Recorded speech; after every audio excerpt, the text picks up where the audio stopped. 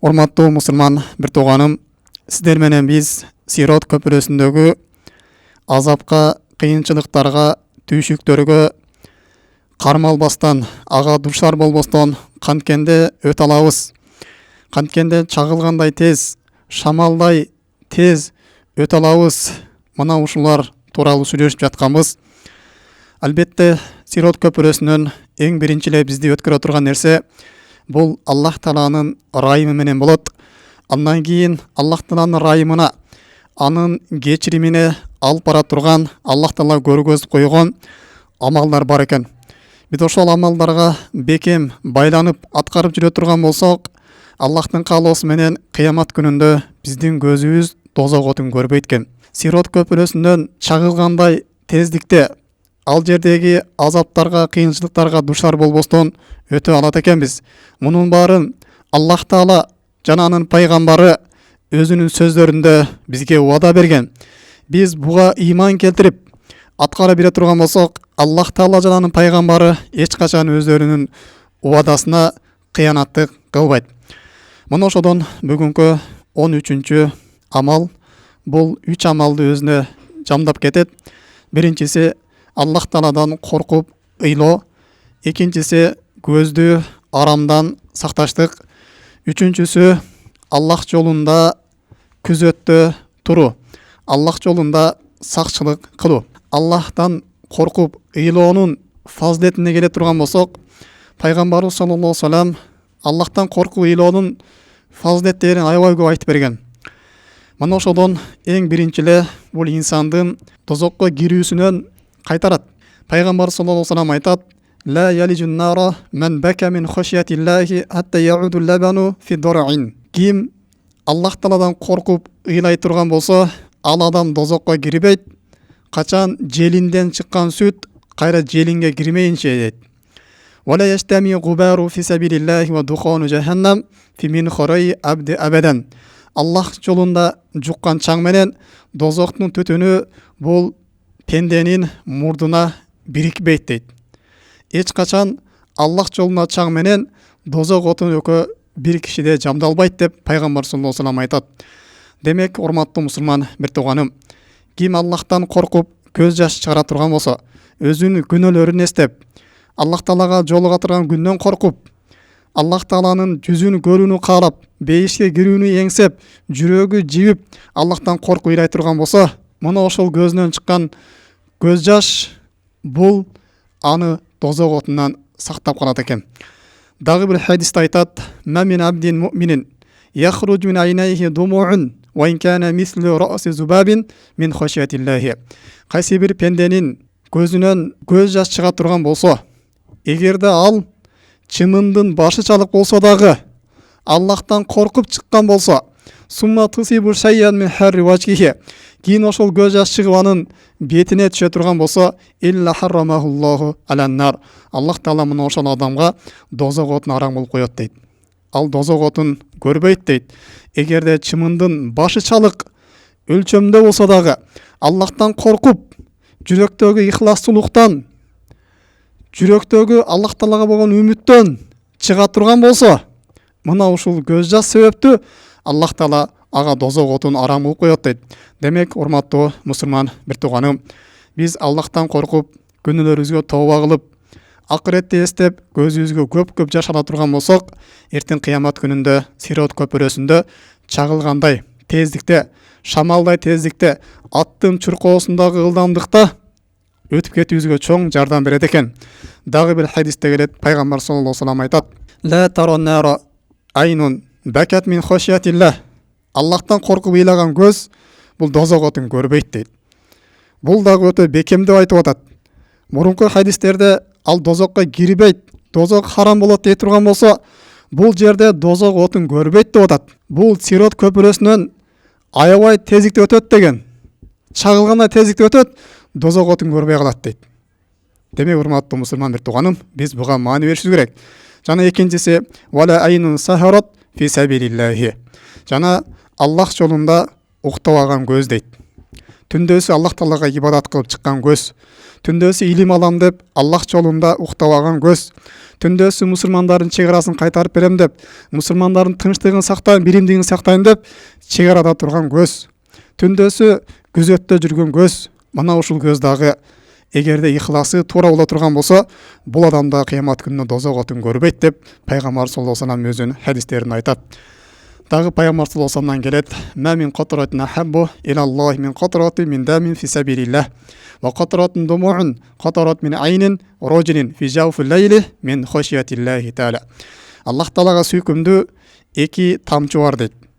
Биринчи тамчы Аллах жолундагы согуштан тамган кандын тамчысы дейт. Аллах таалага эң сүйкүмдүү тамчы мына ушул дейт. Экинчи тамчы түндөсү тахажжуд намазына туруп, Аллахтан коркуп, көзүнө жаш алган кишинин көзүнөн аккан тамчы дейт. Мына ушул эки тамчы Аллах таалага эң сүйүктүү дейт. Албетте Аллах таала кайсыл амал сүйүктүү боло турган болсо, Аллах таала кайсыл пендесин жакшы көрө турган болсо, буларды бул дүйнө жана акыретте дагы коргулбайт. Аллах өзүн сүйгөн пендесин эч качан аны азапка, түйшүккө таштап койбойт. Дагы келет Дауд алейхиссалам Аллах таалага айтылат: "Илахи ма жазау мен бака мин хашиятик хатта тасилу думууху ала важнатайхи" дейт. Роббум, ал сенден коркуп эки көзү бетин акканга чейин ыйлаган адамдын жазасы кандай болот, соогу кандай болот дегенде, Аллах таала жооп берет: "Жазауху ан харима вачхаху ала лафхин нар." Анын жазасыйлыгы аны дозок отунун ысыктыгына мен арам кыламын дейт анын жүзүн. Жана яумал фаза, өтө коркунучтуу күндө, өтө кыйын күндө мен ага аманчылык берем деп Аллах таала мына ушундай айтат. Урматтуу мусулман бир тууганым, бул көздөн чыккан жаш сиздин дозок отунан азат кылат, дозок отунан куткарат. Хасан аль-Басриден келет: "Ал-баки мин хашиятиллахи ла яктару мин думуихи катрatan ал-ардин хатта ту'тиqa рaqabatahu min an-nar." Аллах тааладан коркуп ыйлаган адамдын көзүнөн чыккан бир көз жаштын тамчысы жерге тийгенге чейин Аллах таала анын башын дозоктон азат кылып коет дейт. "Валау анна бакиян бака фи малайни малай ла рахиму жамиян букайхи" дейт. Эгерде Аллахтан коркуп кайсы бир адам бир элдердин алдында ыйлай турган болсо, ошол адам ыйлаган себептүү Аллах таала ошол жердеги адамдардын баарын өз ырайымына алып коет дейт. Демек Аллах тааланын ырайымына дагы жакындатуучу амал экен. Алымдарыбыздан келет: "Аннал а'мала куллаха тузан." Амалдардын бар жогу таразага коюлат дейт. "Илла думату тахруджу мин айнил абдин мин хашиятиллахи фа инна лайса лаха вазнун вала qadarun." Бир гана Аллахтан коркуп көзүнө жаш алган пенденин көзүнөн чыккан көз жаш бунун эч кандай таразага коюлбайт дейт. Анын өлчөмү жок, анын салмагы жок дейт. "Ва иннаху ла ютфиу би думаатин бухури минан нар." Ал дозок отунун түтүнүн өчүрөт дейт. Демек, урматтуу мусулман бир тууганым, бул көздөн чыккан көз жаштын собобу чексиз экен. Анын эсебин Аллах таала гана билет экен. Вахиб ибн Мунаббах айтат: "Иннама ю'та баки мин хашиятиллахи ва сабиру ала туатиллахи ажрухум би гайри хисаб." Аллахтын ибадатына сабыр кылган пенде менен Аллахтан коркуп ыйлаган адамдын жазасы эсеп кысапсыз берилет деп Вахиб ибн Мунаббах улуу алымдардан бул дагы мына ошентип айтат. Демек, урматтуу мусулман бир тууганым, биз Аллах тааладан коркуп көп көзүбүзгө жаш алышыбыз керек. Бул биздин күнөөлөрүбүздүн кечирилүүсүнө себеп болот. Эртең кыямат күнүндө бейишке жетүүбүзгө себеп болот. Дагы Каб радиаллаху анху айтат: "Мен бака хауфан мин занбин гуфира лаху." Ким күнөөсүнөн коркуп ыйлай турган болсо, ошол күнөөсү кечирилет дейт. "Оман бака иштияқан илаллахи абахаху назара илайхи табарака ва таала яраху ма таша" дейт. Ким Аллах тааланын жүзүн көрүүнү каалап, Аллах таалага жолуга турган күндү каалап, сагынып ыйлай турган болсо, Аллах таала кыямат күндө өзүнүн жүзүн көрүүгө ал пендеге уруксат берет дейт.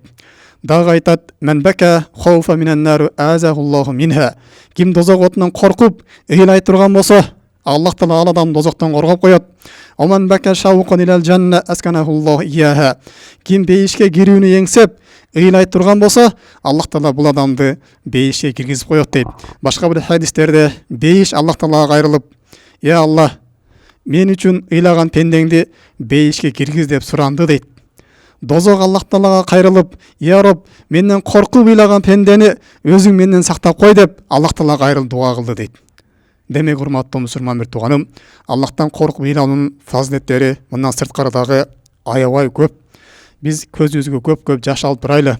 Албетте көзгө жаш келбей калыштык бул күнөөлөрдүн көптүгүнөн болот. Биз күнөөлөрдөн көп тооба кылып кайтайлы. Күнөөлөрүбүздү эстеп ыйлайлы. Албетте Аллах Таала биздин бир эле жасаган күнөөбүзгө жаза берип кое турган болсо, ал чыдамсыз азап. Биз андай азапты көтөрө албайбыз. Ал азапка биз чыдабайбыз. Мына ошондуктан Аллах Тааладан коркуп, биз күнөөлөрүбүздү эстеп ыйлайлы. Жана көп ибадат кылайлы. Ибадат дагы биздин жүрөктөрдү жумшартат. Аллах Таалага болгон сүйүүнү жүрөгүбүздө күчөтөт. Жүрөгүбүздү жумшартып, Аллах Тааладан болгон коркуудан кийин, Аллах Таалага болгон сагынычтан кийин биздин көзүбүзгө жаш алып келет. Малик ибн Динар рахимахуллах айтат: "Ал-бика ала хатиятин яхутту зунуб." Күнөөгө ыйлаштык ошол күнөөнү төгүп түшүрөт дейт. Кандай эле шамал коргап калган жалбыракты түшүргөн сыяктуу дейт. Демек, урматтуу мусулман бир тууганым, биз күнөөлөрдөн тазаланайлы. Жана күнөөлөрүбүздү эстеп, көп Аллах Таалага тооба кылайлы, көзүбүзгө жаш алайлы. Өзгөчө Куран окулуп аткан кезде, өзгөчө Куранда бейиш тозок эскерилген кезде, Куранды көзгө жаш алып окуйлу. Жана ошондой эле кабырга чыккан кезде, ошол жердеги абалыбызды эстеп биз ыйлайлы. Жана ошондой эле намаз окуп аткан кезде, Аллах Таала менен сүйлөшүп аткандай сезимде болуп, Аллах Тааланы көрүп тургандай, дозокту бейишти көрүп тургандай намаз окуп, көзүбүзгө жаш алып намаз окуйлу. Дагы урматтуу мусулман бир тууганым, жүрөктү жумшартат амалдардан бул жетимдерге, жесирлерге жардам бериштик. Жетимдин башын сылаштык, бул жүрөктү жумшартат. Ооруканаларга барып, оорулардан кабар алыштык, бул дагы жүрөк жумшартат. Кабырга барып, кабырларды зыярат кылып туруштук, бул дагы жүрөк жумшартат. Акыретти эстеп туруштук, өлүмдү эстеп туруштук, бул дагы жүрөктөрдү жумшартып, биздин көзүбүзгө жаш алып келүүчү амалдардан. Андан кийин, урматтуу мусулман бир тууганым, кийинки тозок отун арам кылуучу амалдардан бул көздү арамдан сакташтык. Албетте көздүн орду аябай бийик. Бүгүнкү күндө көпчүлүгүбүз бул амалга гафилет кылганбыз. Көздү сактабаштык, көздү Аллах Таала арам кылган жерлерге салыштык чоң күнөөлөрдөн болуп эсептелинет. Анын фазилети өтө улуу. Көз бул Аллах Таала бизге берген аманат. Ал аманатка кыянат кылыштык, бул Аллах Таала арам кылган нерсеге көздү салыштык. Бирөөнүн авратына көздү салыштык, бирөөнүн агоротуна көзүңүздү түшүрүштүңүз, бирөөнүн өзүңүзгө намахыр болгон аялдын сүрөтүн көрүштүңүз, анын видеосун көрүштүңүз, же көчөдөн аны тамашалап караштыгыңыз, мына ушул көздүн кыянаты бул чоң күнөө болуп эсептелинет. Аллах Таала Куран Каримде момундарга айткын, алар көздөрүн сактасын, бөтөн аялдарга карашпасын деген. Мына ошол сыяктуу эле аялдарга дагы айткын, алар көздөрүн сактасын, арам жерлерге карашпасын, бөтөн эркектерге карашпасын, өзүнүн шахваттары менен, өздөрүнүн ага болгон сагыныч сүйүүлөрү менен карашпасын деп, Аллах Таала Куран Каримде көздүн даражасын мына ушундай көтөргөн. Эртең кыямат күндө биз сөзсүз түрдө мына ушул көзгө эсеп кысап беребиз. Аллах Таала инна самаа вал басара вал фуада улайка анху масула. Албетте эртең кыямат күндө кулак жана көз, жүрөк эсеп кысапка тартылат деген. Биз караган нерсебиздин ар бирибизге эртең Аллах Тааланын астында жооп беребиз. Эгер аны сактай турган болсок, бизге улуу сооптор берилет. Агерде сактабай турган болсок, биз Аллах Тааланын буйругуна каршы чыккан болуп эсептелинебиз. Бул чоң күнөө болуп эсептелинет. Аллах Таала Куран Каримде бизге амыр берген. Пайгамбар саллаллаху алейхи вассалам Али разияллаху кайрылып, Али, бир жерди карасаң, кайра экинчи ирет кайра карабагын деген, арам нерсе көзүң түшүп калган болсо, экинчи ирет кайра атайлап караштыгың бул күнөө деген. Урматтуу мусулман бир тууганым, ким Аллах Тааланы сүйө турган болсо, өзүнүн нафсы шахваттарынан Аллах Тааланын сүйүүсүн жогору коет. Аллахты сүйгөн үчүн көзүн сактайт. Көздүн лаззатына караганда Аллах Таалага болгон сүйүүнүн лаззаты анын үстүнөн күчтүүрөөк турат. Жана ошондой эле пайгамбар саллаллаху алейхи вассалам бир хадисинде айтат: "Ла тара айнухум нар." Үч түрдүү адам бар, алардын көзү дозокто отун көрбөйт дейт. Биринчиси айнун харасат фи сабилилlah. Аллах жолунда күзөттө турган көз дейт. Уктабаган көз Аллах жолунда. Экинчиси айнун бакат мин хошиятилlah. Аллахтан коркуп ыйлаган көз. Үчүнчүсү айнун каффат ан махаримилlah. Аллахтын арам кылган нерселерден тыйылган көз. Бул кыямат күнү дозок отун көрбөйт дейт. Көзүңүздү сакташтыңыз, урматтуу мусулман бир тууганым. Эртең сиздин сират көпүрөсүндө чагылгандай тездикте өтүүгө себеп болот. Мына ушуга сиз көзүңүз сабыр кылып, өзгөчө ушундай фитна болгон күндө өзүң сактаган аракет кылың. Азыр өтө фитне болуп кетти. Аялдарыбыз да ушундай чачылып кетти. Кайсын жакка карасаң өзүнүн сүрөтүн видеосун киргизип аткан. Ошого урматтуу мусулман бир тууганым, сиз ушул нерсеге сабыр кылып, Аллах Тааланын буйругуна моюнсунуп көзүңүздү сактай турган болсоңуз, бунун фазилети өтө улуу. Көз бул зина ишти сактоо үчүн ага эшик болуп турат. Ага тосмо болуп турат. Эгер ошол тосмону сиз аттап өтө турган болсоңуз, ошол эшикти ача турган болсоңуз, ичиндеги бардык арам иштерге түшөсүз. Көз бул ошол сыяктуу болуп турат. Эгерде көз сактай турган болсоңуз, сизге бардык жаман иштер жабылып турат. Көздүн артында өтө чоң иш бар, урматтуу мусулман бир тууганым. Бир көз караш менен инсан дининен айрылып калышы мүмкүн. Бир көз караш менен инсан үй бүлөсүнөн ажырап калышы мүмкүн. Бир көз караш менен инсан дозокко түшүп калышы мүмкүн.